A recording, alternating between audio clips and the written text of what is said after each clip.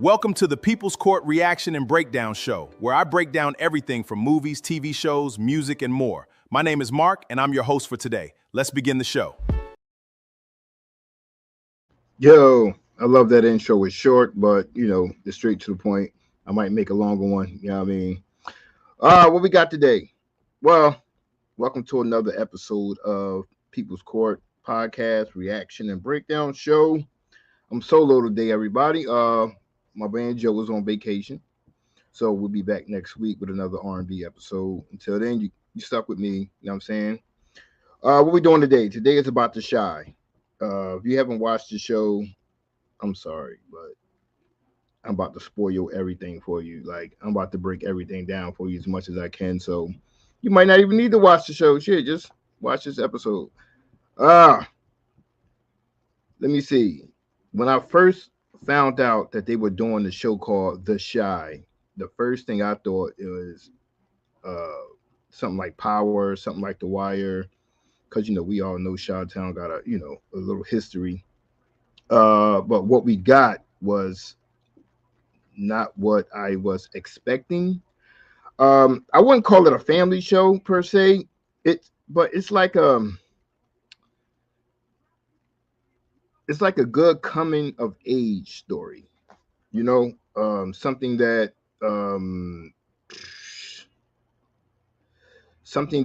once again didn't know that I wanted. But it's a great black show. Great writers, awesome cast, yo. What we had I think we had 8 seasons of it. Yeah. Very diverse cast at that. But the premise of the show is just about a neighborhood, and it's about the people in your neighborhood. It's about a community. I mean, you do have your your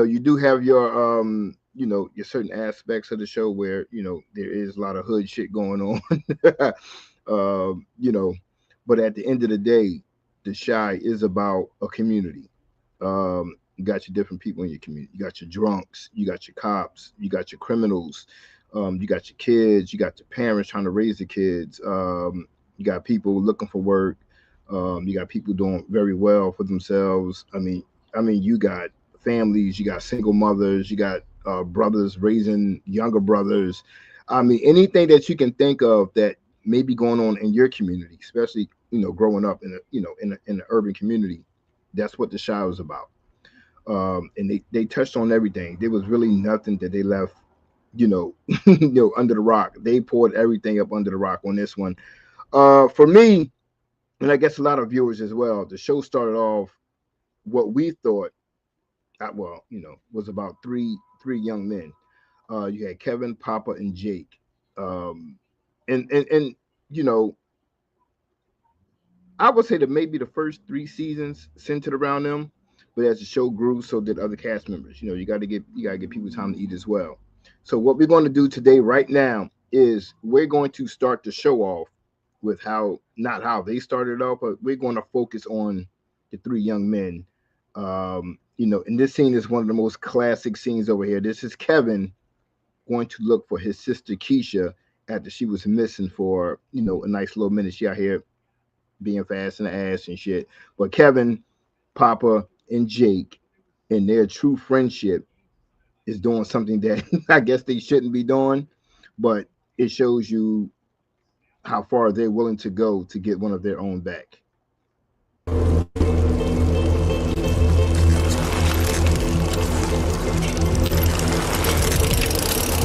They was mad young right here, yo.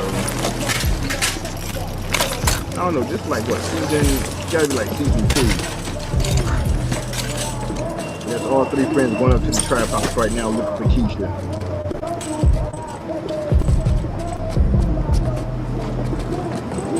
Papa is mad funny. Papa's the little heavyset kid with the Chicago shirt on. And that's Kev, that's Keisha's little brother. He go fucking Nut. I forgot Nut was right here. Keisha here? Hell no. How I know you're telling the truth? Yo, Nut was always wild from the beginning. Think that shit supposed to scare me? It's scaring the fuck out of me. Shut up, Papa. Hey, listen to your boy. You better get the fuck on, shorty. I mean, what this was about was, once again, Keisha was out here just being fast, and Kev was worried, so he went looking for a sister all around the city. I guess he got word that Keisha was over there at Nuck's house, and Nuck, it's amazing that this small part right here, I guess back then we had no idea, but Nuck will play a major role in the upcoming seasons. And right now he's just in a minor role right now. But this little role right here is like, it was foreshadowing of what was to come, what we will see throughout the rest of the show. So it's funny that we do get to see Nuck this early on, and not knowing that Nuck will be a major part of the story right here. But as you can hear, Papa, Kevin, and Jake still trying to persuade Nuck to let them in the house. But Papa, being Papa, got nothing but jokes. I ain't leaving without my sister.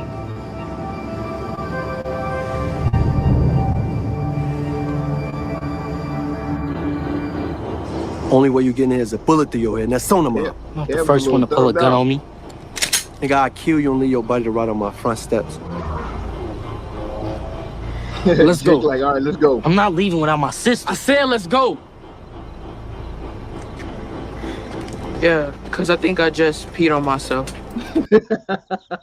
Oh, Papa's a fool. Yo. He think he just peed on himself. But that was like, them three are the main catalyst of the show. You got Papa, Kevin, and and Jake. For me, it was all about their friendship, and that's what also makes the show dope, is because a lot of people that we do come across, and the people that you grew up with are they are your family. And once again, that's what The Chi was all about. The Chi was a great family show, man. Think Cosby's in Chicago shit. That's the only thing I can think of at this particular moment.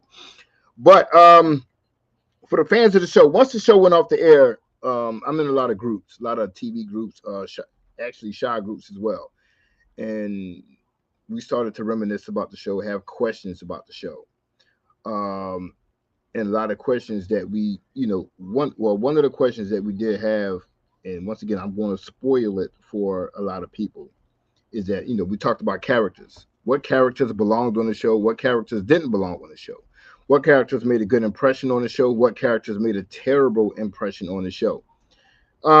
Later on, I think season, I want to say 7, maybe 8, we were introduced to a character. To this time, I still have no idea what the fuck she was doing on this show. Shorty right here.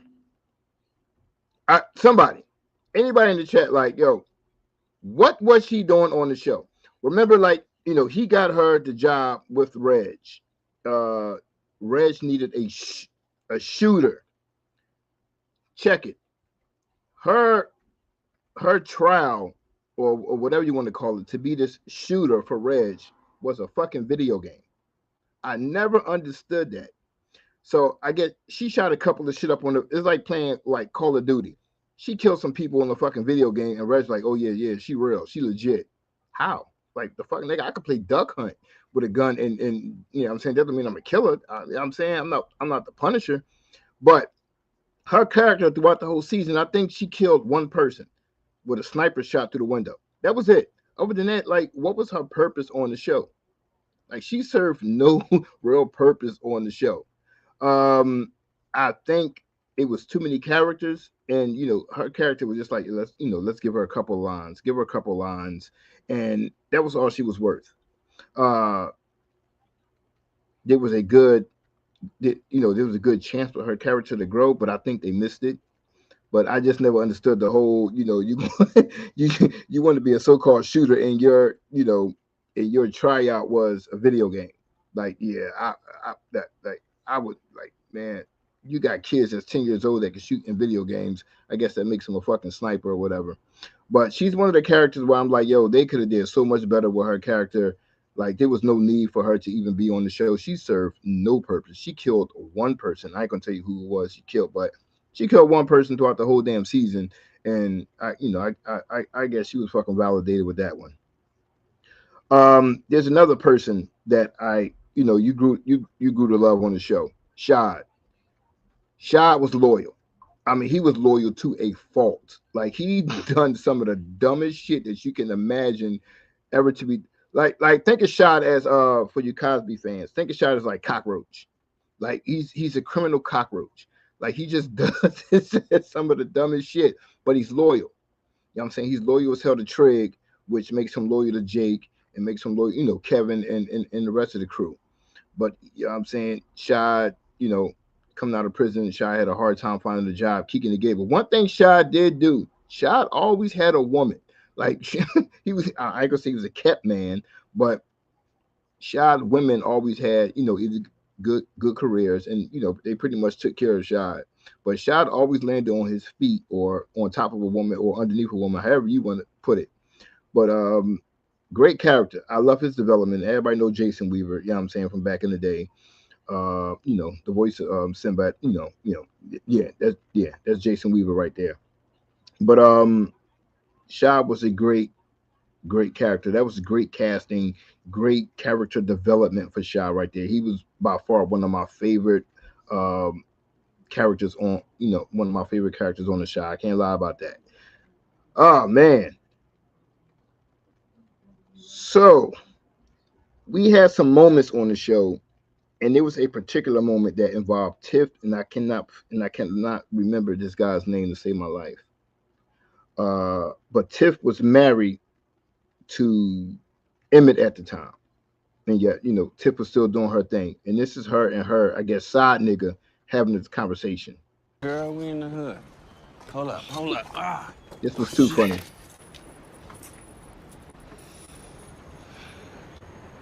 Oh, some good ass pizza. What would you think if I left Emmett? Why would you do that? To be with your ass. We act like a couple anyway. No, we don't. We act like fuck buddies who don't hate each other.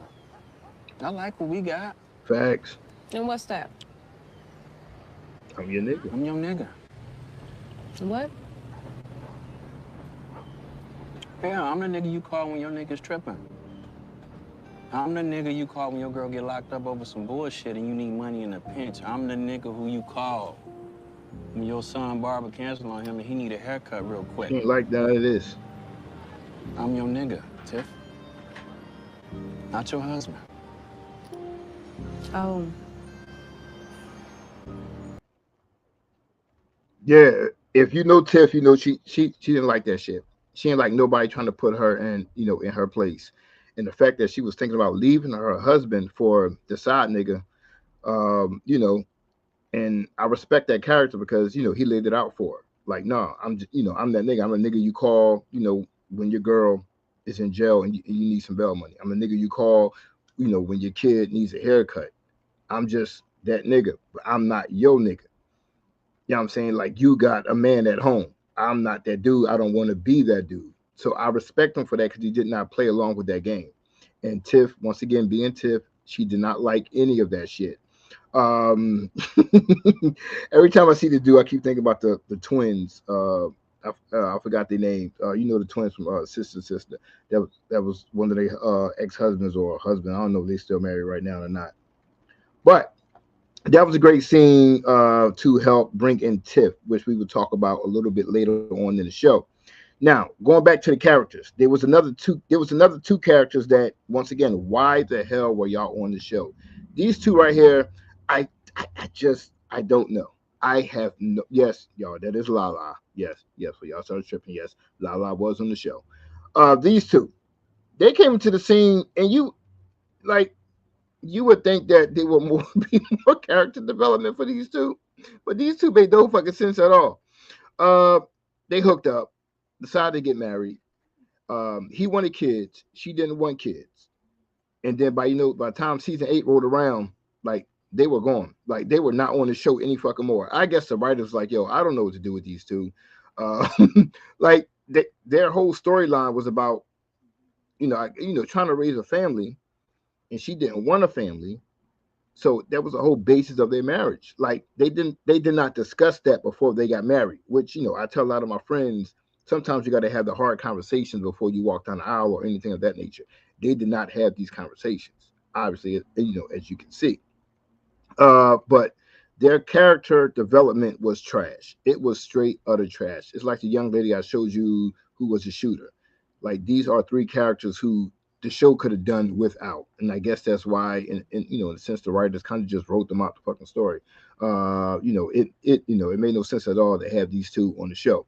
Once again, I'm still not dogging the show. I'm just saying they jacked up with bringing these, we're bringing them into the show. I've seen no points of having them on the show at all. Man, we're gonna touch on this guy right here. Sometimes you have these shows, it's like a superhero reveal. Like you're kind of waiting for that hero reveal, or you're waiting for a horror movie reveal. Like, oh shit, who's the killer? Who's the killer? When I say this man right here had one of the illest intros into a show ever. Trigg's introduction into the Chi was legendary.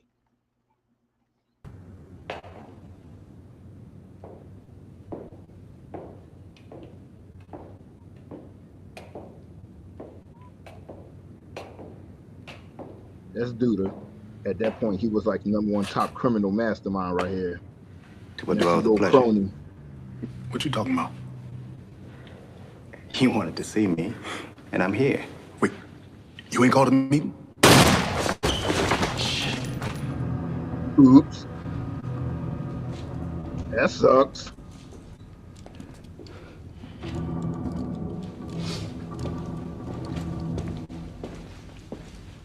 All right, this is Trig right here. And this is how he comes on the show for the first time. Straight killing the motherfucker. Since this nigga was still breathing, I'm just gonna assume that you ain't know shit about them killing Reg. Dude ain't shit. I had my suspicions. But You're something lying this ass. sensitive, I needed to be 100% sure. How you ain't sure? And I figured all of this shit out way in Kankakee. Don't look at him. He gone. I want my little brother back. Now, the reason why I bring up Trig right now is because his character development, or I don't know what to call it at a certain point, lack of, because as you see, you would think from the beginning, the way he came onto the show, you would think he's just some badass gangster. And in all actuality, he was. That was Trig. But during the seasons, it's like they chipped a bit of that away every season, took some of it away to the point where, I don't know, man, Trig was on some straight simp type shit. Like, he just wasn't the dude that he was. So what you're seeing in the scene is that Trig's brother Reg was killed, which we find out about later by one of Duda men, which is the guy he's standing right in front of right now. He was killed by one of Duda men, and then they have a little brother, Jake, the one you saw with the 3 boys in the beginning. He had the dreads. So now Duda has custody of Jake. Trig is just coming out of prison. So now he's like, yo, y'all killed my brother. So where is my little brother at now? So Trig wants his little brother, and Duda has his little brother. So Duda is like, yo, you can get him back, but you got to work for me now. Because I'm saying he know what Trig is about. He knows Trig about that life. So he's like, yo, I pretty much got the both of y'all, under my arms right now. And y'all got to do whatever the fuck I say y'all could do, because Duda is that dude. So Duda could have both of them killed. But Duda does have a soft spot, and that is for Jake. He's always had a soft spot for Jake. Now, these two, their dynamic is weird to me. Not weird, but it's one of the, I always say, one of the highlights of the show. And, people disagree with me on that one. What I mean by that is everybody is scared of Duda, except for Trig. Duda respects nobody, but he respects Trig. So, like, their shit was almost like a father and son type of relationship, to the point where they was always butting heads, but when it came down to it, neither one ever hurt the other. Like Duda would kill anybody, Trig would kill anybody, but they would just not kill each other. They would threaten each other, talk shit to each other, but when it came down to it, they always found a way to work together. They all, they never harmed each other. They both wanted kind of both wanted each other's dead, but in a way, it was like, we also better if we allowed to. It was just weird how their dynamic worked, but it did work. It was great. It was great acting. It was great writing. It was great TV when those two was on, on the scene together, as you saw right here, with him just threatening to, asking about his little brother. Um, Great TV acting right there.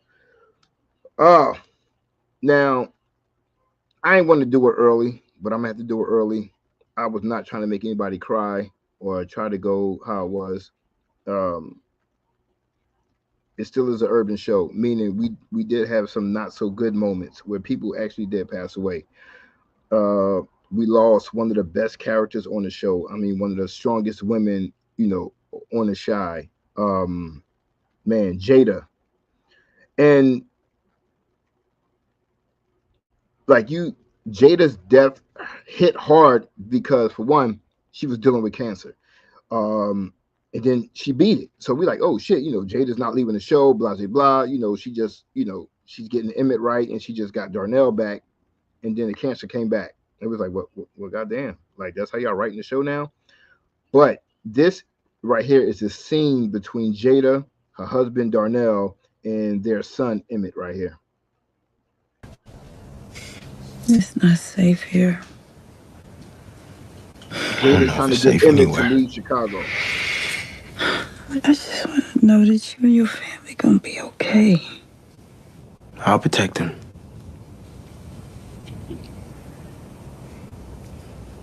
And if men like me keep leaving Chicago, I don't know what this city will become. I respect your decision. Damn, Jada.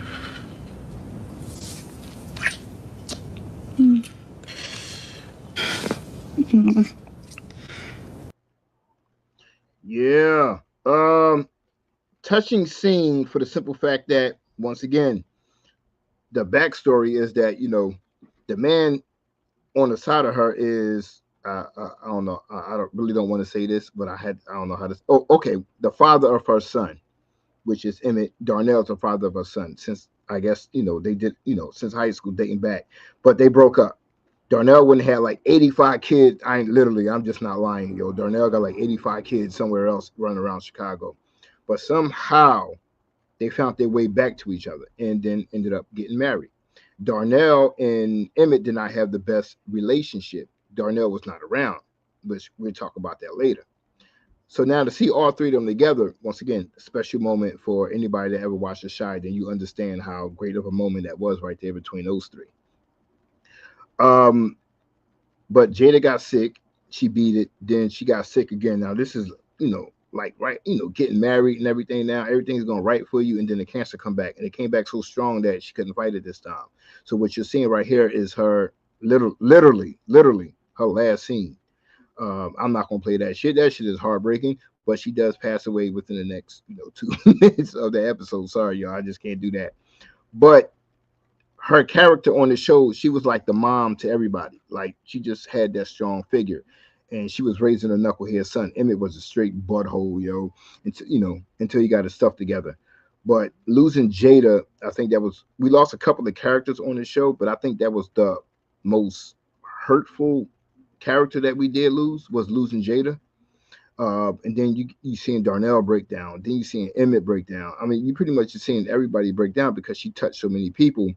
So losing her was kind of hard as we got to season 8, and not to have her, as that guiding force for everybody else to run to with Sister Circle and everything. So yeah, that one was a little bit heart-wrenching right there.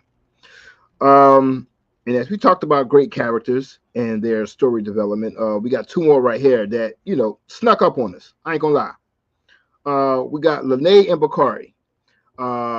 Bakari, I think, I could be wrong. Maybe this was the end of season 2 or season 3 when he shot Ronnie in the back of the head. And I was like, oh shit, another knucklehead. But come to find out, when Ronnie killed Coogee, that was Coogee's best friend, which was Bakari. So Bakari was getting back. Bakari is that character where you're like, think about Ricky from Boys in the Hood. Like that one character, like you just know, like they're doing some, like they don't mean to do any bad or anything of that nature, but you just know that something bad is going to happen to them. Bakari was that one character that we all thought was like, oh shit, they're gonna kill Bakari off before this show was over. Like it's just everything's leading up to that. But Bakari was not a bad kid. Not he was not a bad kid at all. He was just stuck in Chicago. He was just stuck in the ways that he just knew growing up, and that was just hustling and maintaining on the street. Then he met Lene. Remember that guy that was with Lala? Yes, because y'all probably don't know her name, so I'm just gonna call her Lala. That guy that's with Lala that got married. This is his younger sister right here, Lene. So Lene and Bakari became a couple. One of the weirdest, funniest damn couples, because Bakari would do shit in the street and come home and pillow talk. I mean, he would tell Lene every fucking thing, and then Lene would tell somebody else. Now everybody dirt is on the street because Lene cannot keep her damn mouth closed. A lot of deaths in season 7 and season 8 is because of Lene ass. Like she just could not keep her damn mouth closed. Once again, she did not mean any harm, but she just could not shut the fuck up either. Like she just kept yapping. But at the same time, her character development was also dope as hell because Trig helped her out, and she ended up being sort of adopted by Kevin's parents. Kevin's parents. You could say, her and Dre. So Lene's story development was dope, and Bakari's was dope. Bakari wrote a book. I think it was called like In the Shy or something like that, which he would get mad because nobody wanted to buy the shit. But I'm happy, they did get a so-called happy ending. They moved to Atlanta at the end, which was great. After Bakari took a couple of bullets to the chest and shit, I still don't know how he survived that. Like what the hell? But great couple, great character development. I really didn't feel it when they first came on the show because I'm like, damn, you're gonna take some screen time away from the younger other kids. But they became great additions to the show, and good looking out on that one right there. So there for all you how can I say this? Was it Real Housewives of Atlanta? I think that's what it's called. Yeah. Yeah, your girl was on this show as well. Is it Candy or Candace? Candy? Yeah, Candy was on the show. But never like her character wasn't bad. Her character wasn't bad at all.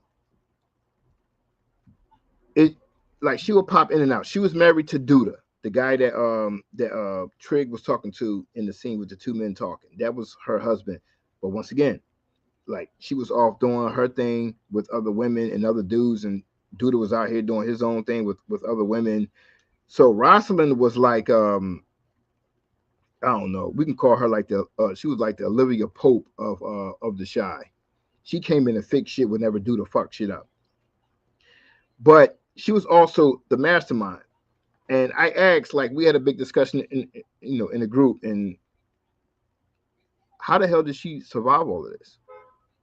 Like, she was like a mastermind, but yet I think she made maybe one appearance on season 8. That's if she made one appearance. I guess she was going through all that shit with Todd and she ain't had time to film. I have no fucking idea. But as a mastermind, a criminal mastermind, like she got away scot-free. Yeah, for y'all who didn't watch the show, yeah. Nothing bad happened to her because her ass ain't had no damn screen time. But if anybody deserved to get capped, it was her. She had the young lady killed, and then she killed Alicia as well. She killed Alicia in Alicia's house. Like, the fact that nothing happened to her is still mind-boggling to me. I don't know if the writers wrote the story and then they just forgot about her. But her ass deserved 2 to the head because she was devious as fuck. But once again, yes, Candy was in the show. Candy was dirty. She was filthy all the way around, man. I was not a big fan of her character at all. One person I was a fan of was this guy right here. A lot of people hated this dude, Reg. A lot of people hated this dude. Reg was the first Shy character to come back from the dead. Literally come back from the dead. My man got shot up and disappeared for like 3 seasons. And then season 7, he pops back up like nothing happened. So, oh shit, we all shocked. Now, Reg is the brother of Trig and Jake. Once again, everybody thought that Reg was dead. Now, Reg catches a lot of flack because he's simply just, I'm saying, his mind is on one thing only: getting money. He don't give a fuck who he hurts, who he kills, who he lies to, or anything. Reg is about the money. He runs the mob. Well, he used to run the mob, which is, part of their gang right there in Chicago. But Reg has a one-track mind, yo. He's funny as hell. Like he got a wit with him. But the slack that he catches, I don't know if it's warranted, for the simple fact of this. When Trig left, he had to raise Jake. Now let's not forget, he never wanted Jake in his life. Like, yo, go to school, little nigga. Like, you know what I'm saying? You're not tough, you're not built for this, blah, blah, blah, blah. But he, he took care of Jake when Trig was not around, when their mom was strung out on drugs. It was, it was Reg who showed Jake tough love. But he showed it from a different standpoint than Trig did, but he still showed that tough love. So by the time he comes back, he's looking at his brothers like, yo, let's do the family thing. They're looking at him like, nah, son, you out here wilding. So his brothers turned their back on him, which made Trig wild out even more, which we will learn later on in the season. Like, yo, all Trig wanted was his family, especially after their mom passed away. Like, all he wanted was his family, his two brothers, and they just kept shunning him, which in a way, they had every right, because this nigga was out here wilding. Like, Trig would shoot you for no reason, but he never, ever hurt his brothers, though. They all, like I said, to the point where they all wanted to kill each other, but could never do it. But the flack that he catches, I think, was unwarranted, because he was just looking for something that he could not get until the end. Now, there was a moment where somebody died, and Trig took the blame for that because he didn't want to see Tiff thrown in jail. But then Trig decided to take the blame for Trig. Reg decided to take the blame for Trig. So at the end of the show, Reg ended up in prison, I guess for life, for murder. Like, he ended up in prison for something that he didn't do. He took the fall for his brother.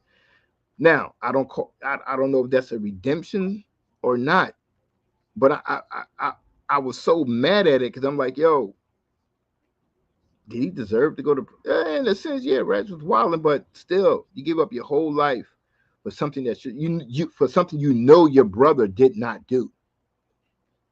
Something you didn't do, something your brother didn't do. Like, all of y'all know who killed that man, but yet none of y'all pointed the finger at her. So all y'all dudes out here taking this fall for this young lady, and now for the rest of your life, you stuck in the cell. So I don't know if Veg was vindicated for everything that he did by that decision, but for me, I'm like, damn, that was fucked up. If I'm Reg, that's a tough one, B. Do I sit here and watch my brother go back in prison for something that he did? No. Or do I snitch? Like, he had no allegiance to Tiff. Like, real shit. He had no allegiance, but his brother did.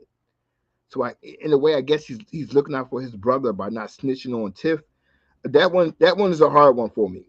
I don't know how long the writers sat in the room and thought about that, but that was a hard one, because we know that he got no love for Tiff at all. So the fact that he just sitting in a prison cell because of her, the show's been over for like a month, and I'm still fucked up over that one. Like, why? I'm like, look, she did that shit. Like, straight up, I don't owe Shorty nothing. My brother, he could be mad at me, but he'll get over it. He got a whole new girl anyway. Like, yo, she did that shit. Go arrest her ass. Like, fuck all that. I'm sitting in no fucking prison cell for your ass. You know what I'm saying? And I even smash. Like, what the fuck? Like, you know what I'm saying? That's just wild all together. Now, which brings us to, where is that joint at? Which brings us to these two right here. Bam. That's not gonna cut it. No. This was the hardest I can't believe you took someone's life. I couldn't let him live after what he did. What about Ronnie? Now he has to grow up without a father. Him and Junior had that in common.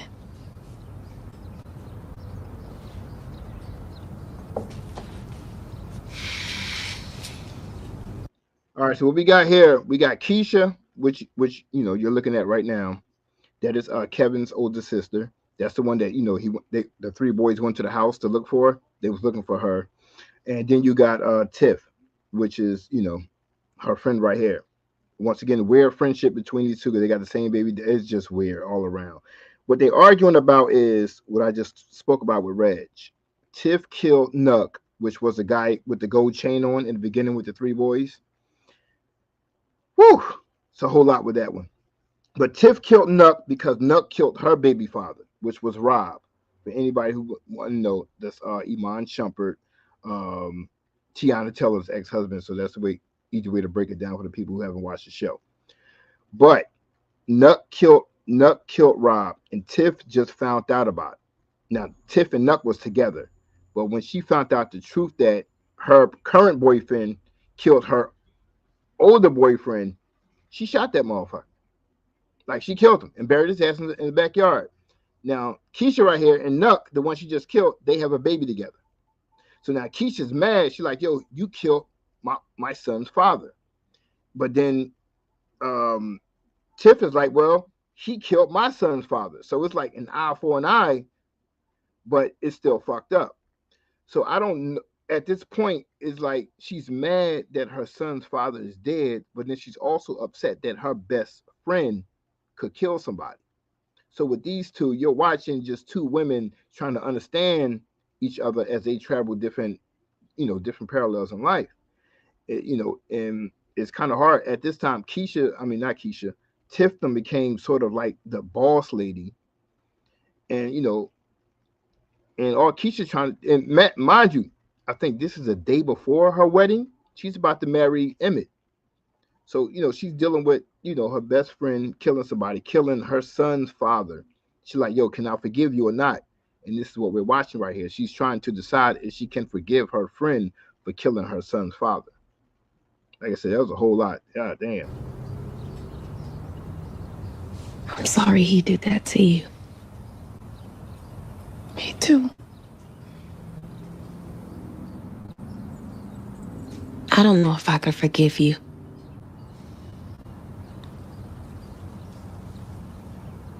But I will.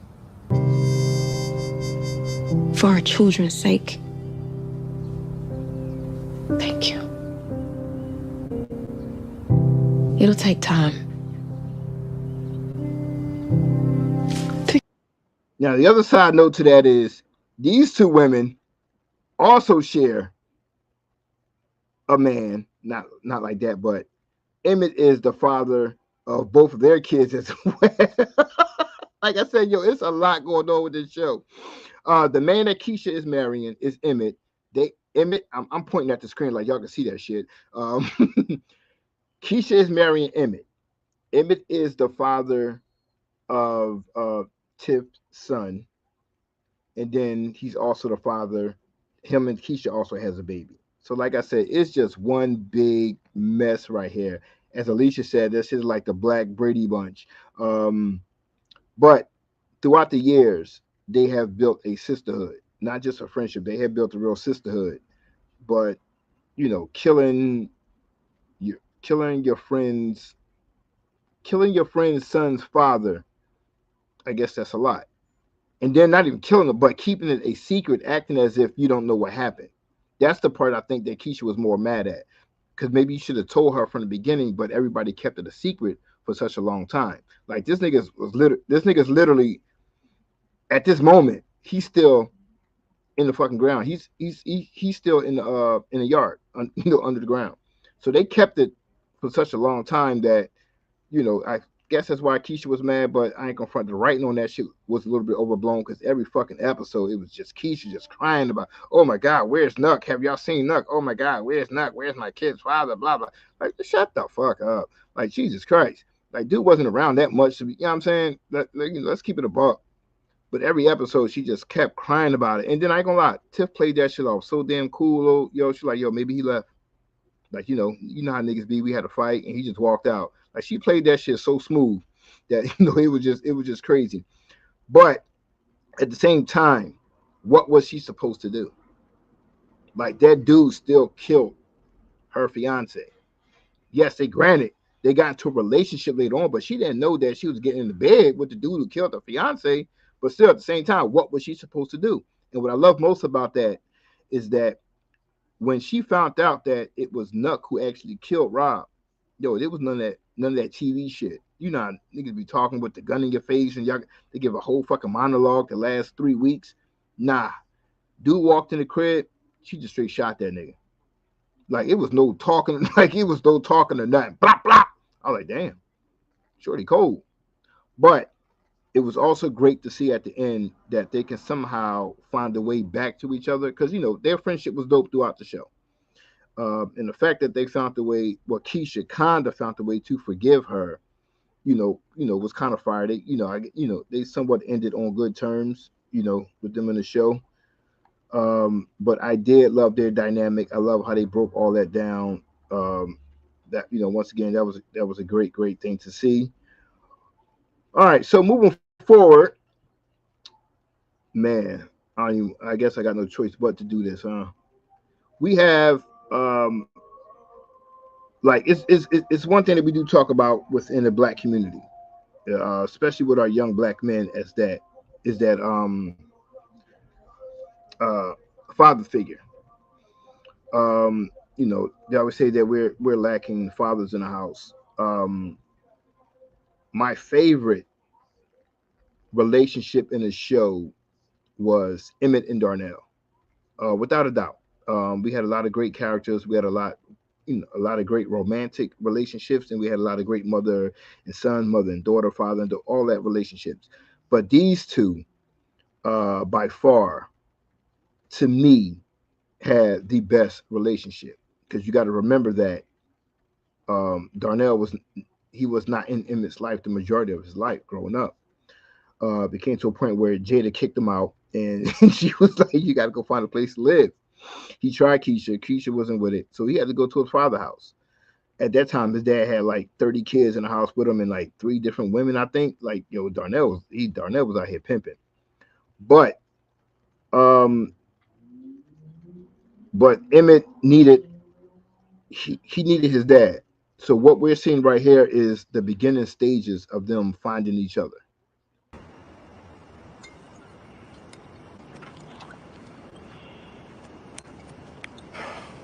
Look, man, no excuses, but my father wasn't there for me either.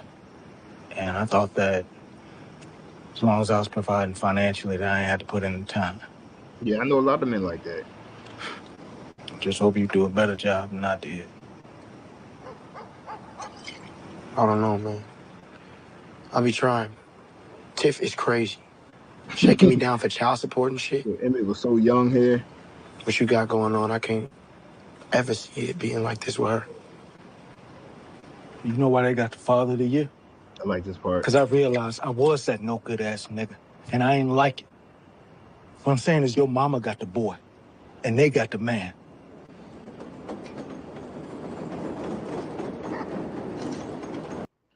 Now I know that we can have some women that can be like, oh shit, well, what the fuck did they mean by that? What they mean by that is, like, I don't know at what age some of you guys had kids. Some of us had kids young. Some of us had kids like when we were first coming out of college, and we're like 22 years old. And especially if you don't have a father figure around, a male figure around, you don't know how to be a man, let alone being a father. So yeah, no matter what you may say, I'm telling you right now, 2 different things right there. So what Darnell is trying to tell Emmett was that when I was with your mom, I was still a boy.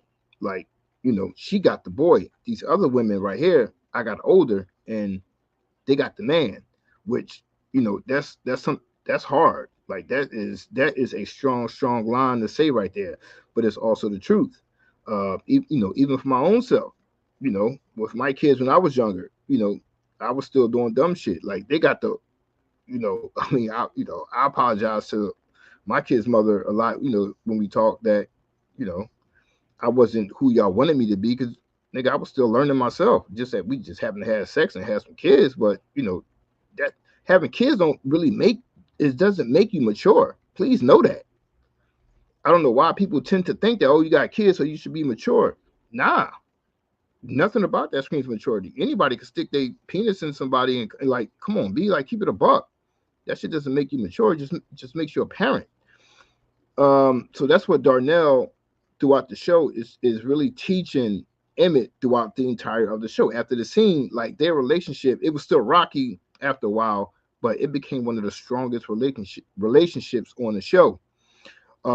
That's why I said these two are by far my favorite relationships on the show, because you got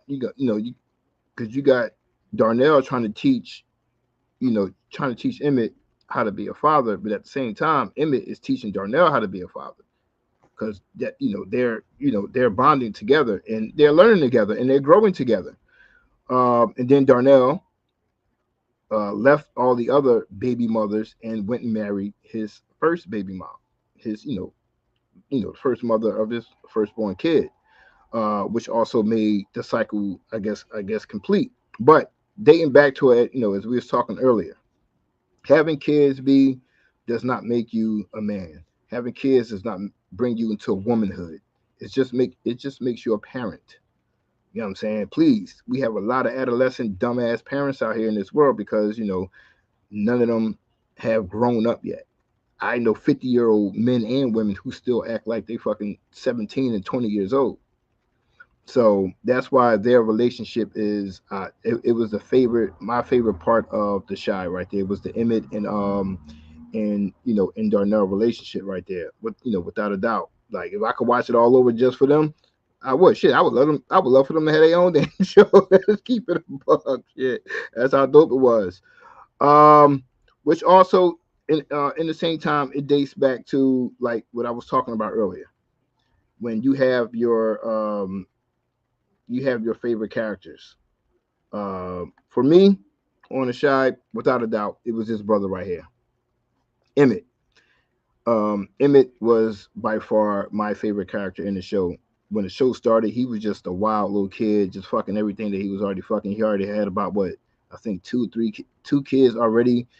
By the time the show aired, but to see his growth was amazing. You got to see him go from he did end up marrying Tiff. That shit didn't last long because they were just too damn toxic for one another. But by the time he got with Keisha, it was more of a hassle, not a hassle, but it was more like Keisha was what he needed, and she and Emmett was what Keisha needed. They needed each other.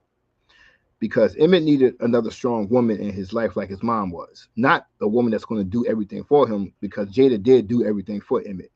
Keisha pushed him on a personal level, like, yo, I ain't got to, clean your drawers and do all of this and do blah, blah, blah, blah, blah. But as your woman, I'm going to push you to do better. And he did. He got his act together. My man ended up owning a chain of barbecue restaurants. Like, yo, he really got his act together. And, majority of that is due to Keisha, but a majority of that's also due to his mom and his dad. So Emmett had the strongest character arc in the Chi. Like he came a very, very long way, to the point where one of his kids' mom brought their son back to Chicago on some Boys in the Hood type shit, and was like, yo, a son needs a father. Actually, it was reminiscent of Boys in the Hood. They kind of copied the whole scene. And Emmett took his son back and raised that boy, up to the end of the show. But once again, Tiff and the other girls, they got the boy. Keisha ended up getting the man. So, like I said, everything came back full circle for Emmett from what his father was telling him in the clip that I showed you.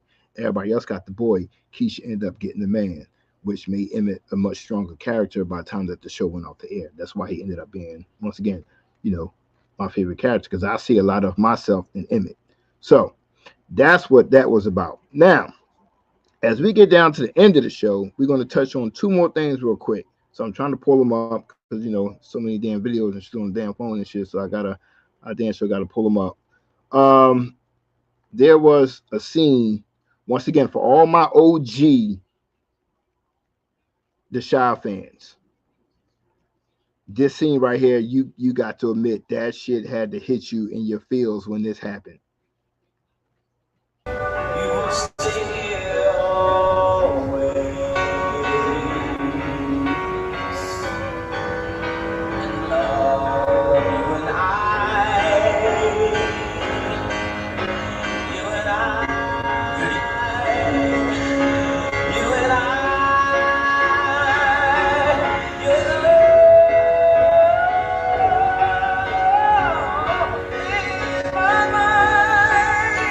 You can tell this is Keisha and Emmett's wedding.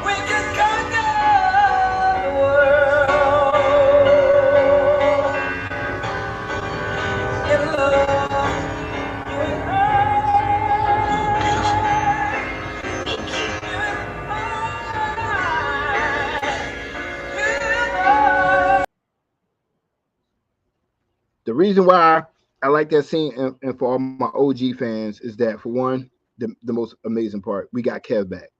Kev had left the show. His arc was done. He got a gaming contract. He moved out to LA with Maisha.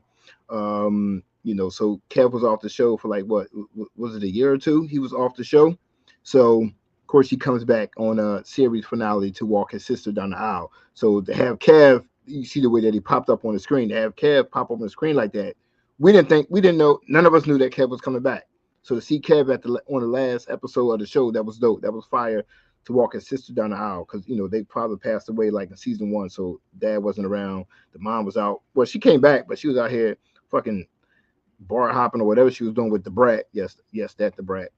But to have Kev come back and walk his sister down the aisle, and give her away, that was fire. That was fire to have Kev back. Which also now at this particular point brings us to the last segment of the show. You know what I'm saying? I don't even know what to call this shit right here, yo. I'm just gonna call it the last segment of the show. Now, we're gonna do a quick rundown of how we started the show, and that's how we're gonna end the show. We're gonna end the show how we started, with what the show was about. These three boys, their friendship. So right here on your, depending on how you're looking at the screen, I don't know how you're looking at it. On your left-hand side, we got Jake, which was the young kid with the dreads. Who's like, come on, hurry up, let's fucking go, in the beginning. Jake, his story, Jake was a complex character for me. Because once again, you get in the group, and after the show ended, everybody was like, well, what was Jake's point of the show in the last season? I'm like, y'all missed the whole point of what Jake. Jake came from a fucked up family. No doubt about it. Mom was strung out on drugs. Brothers were fucking criminals in and out of jail. And Jake was raised by criminals at the end of the day. Jake could have very well ended up in a life of crime. And yet, y'all focus on Jake smoking weed. By far, Jake was still the realest nigga on the show. Like, Jake did not hold his tongue for nothing, especially when it came to women. Like, Jake just didn't care. But his arc was not as bad as everybody's making it out to be. What did Jake end up doing at the end of the show? Everybody remember. Jake started a clothing line. Made some money off the clothing line. Jake also became a party promoter at the end of the show. So while everybody was so busy joking him in his character development, they missed the part where Jake actually did good. Like, you know what I'm saying? Like, he's Chicago born and raised, but he ended up doing good. Like, his parties was always packed at the end. His clothing line was selling off. You know what I'm saying? Jake was out here doing his fucking thing. But he could have went a different route. Especially looking at what his brothers were. So Jake ended up on a very good note on the show. So yeah, his story took a great turn. So he ended out in good terms. Ended up with a little young girl. They moved in together. So yeah. Jake ended up all right. Then you got Papa. Papa probably took the most criticism in season 8. And to some extent, I get it. But then when you look deeper at Papa's story from the beginning, I guess maybe it all makes sense. Papa was heavy into church, very heavy into church, thanks to his father, who was a pastor. But then Papa lost his, I won't say he in a way he did lose his way. Papa was popping pills, smoking weed every day. Like, he had lost his faith in God. And they're like, oh, they just fucked his story up. No, he didn't. Think about it. His dad, the pastor, was killed by Nuck. damn, forgot about that. Yeah, his dad was killed by Nuck, and then Pastor Zeke, who he took under, took Papa under his wing, and actually Papa is still dating his daughter. He was killed by Nuck. So the two people, father figures that he looked up to the most, were killed by the same dude, and they were both pastors. So his faith in God, yes, it got a little shaky. I'm not saying as it should, but a lot of people missed that point. They did not really understand why Papa was out here just smoking and drinking and popping pills and doing all kind of wild shit. Papa was lost. Like how many kids did you grow up with was just lost? How many adults do you know that get lost at a certain point in life? Papa was just a young kid. He got lost. He lost the two most important people in his life, the two most important male figures in his life. Then Jake was out here doing his own thing. Kevin was out there in LA. So Papa was just out here just floating around. No male figure whatsoever. But by the end, he got it together. He stopped everything, got back to Papa's pulpit. He ended up with the girl. Like Papa, Papa got it together. But for all of season 8, Papa was lost. But in the end, he found his way. Then you got Kev, which I still say is still the star of the show. Kev went through a lot of bullshit. But Kev took the deal, went to LA, become a professional gamer. And once again, his story ended good. Came back for his sister, came back for his crew.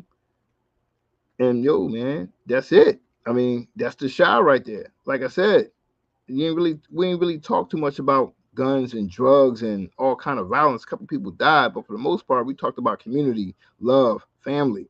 Like that's what the Chi was. Like no matter what episodes you pull on, it's always something. We talking about great black music, great R&B. I mean, you're talking about a lot of great shit that was just written in that show.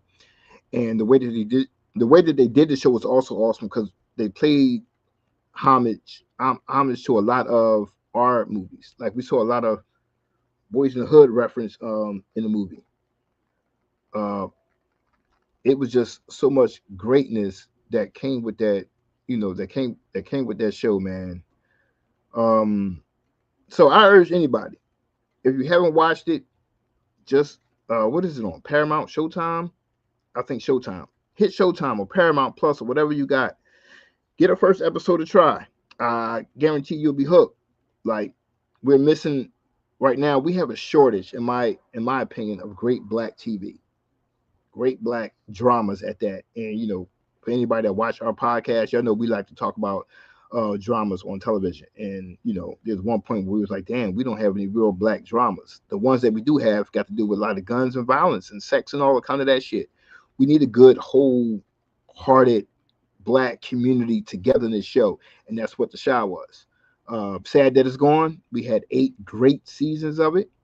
We all looking for a spinoff. If you know how it ended, we got 3 young kids right now who mirrors those 3.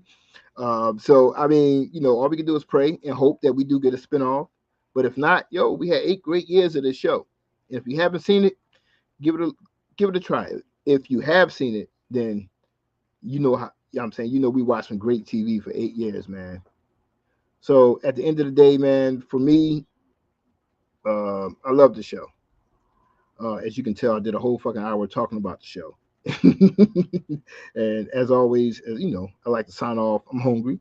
It's like what, 7:30? Stomach going straight growl right now. But I do want to thank y'all for tuning in. I think next week we're jumping back to I think we're doing the best R&B of 2000 part 2, since I kind of jumped the gun last week with other shit. But got that. I think next week, my next solo show, I think I'm going to do Raising Canaan. Word. So next week we got Raising Canaan, and then we also have the best R&B of the 2000s part 2 coming up next week. Joe and Precious will be back next week. So with that said, man, I want to thank y'all for tuning in for another fine episode of the People's Court Podcast Reaction and Breakdown Show. I'm your host, Mark. I'm your host, Starvin Mark. You know what I'm saying? When niggas say, okay, maybe you should watch it now. See, nigga gonna sit and watch me talk for a whole hour, right? Then she gonna get in the chat room and say, hey, maybe I'll watch it now. Like, what the fuck? Oh, just remind me real quick. I love to say this phrase, right? Something happened, I'd be like, yo, the fuck? Like, I got that from the Shy. When Reg was talking to the boys, I got that from Reg. So that's like one of my favorite phrases ever. I just like, yo, the fuck? But anyway, that's cool, Nick. I got it. But yeah, check it out. Like, trust me, you will love the show. No doubt about it. Like I said, man, we are in the shortage of great black television right here, and we are still in the shortage because this show is no longer on the air. So you want to binge something? Here you go. I think you got like 9 episodes per season. So 8 seasons, man, 9 episodes. Like, it's a lot of great TV to watch. Trust me, you will be hooked. So, yo, with that said, man, I want to thank y'all again for tuning in for another fine episode. I'm going to go grab me something to eat, think some burgers and fries and shit. I'm about to go to the air fryer and hook that shit up right now, watching baseball or something. Oh, no. I'm watching Outer Banks. Joe, if you're watching, Joe wrote an article, I think the beginning of the month. He was like, yo, great shows to watch. And Outer Banks was up there. So I'm like, yo, what the fuck is Outer Banks? Thank you, Joe, for, tell me about Outer Banks. Like, I done binged like 3 seasons so far. I think the 4th season starts the 20th. I think I got like maybe 5 episodes left until I'm caught up. So yeah, I'm hooked on that shit. So appreciate that, Joe. Good looking out. It's on Netflix show called Outer Banks. Check it out. Actually, Nick, I think the show was filmed in Wilmington, North Carolina. Actually, while you bullshitting, I heard dude mention that shit the other day. I think it's Wilmington or some shit like that. Some old water town in North Carolina. Who knows? Whole goddamn state fucking surrounded by water. But anyway, like I'm saying, yo, thanks for tuning in, yo. God bless. Good night. Hungry, starving.